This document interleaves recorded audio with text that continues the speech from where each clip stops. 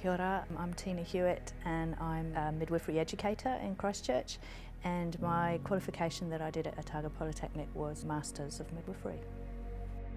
Otago Polytechnic, when I looked at all the institutions, it worked best for my family circumstances. So at the time I had a small child and Otago Polytechnic was fully distance learning.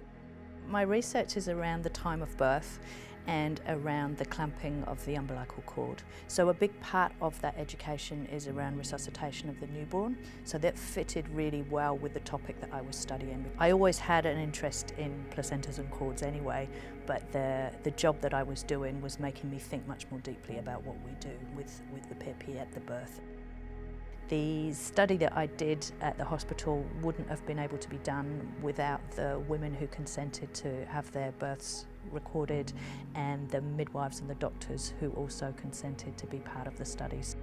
Most of the midwives who start on their master's journey are still practicing, a balance of work and study, and I think the Otago Polytechnic team, the two supervisors really supported me with that.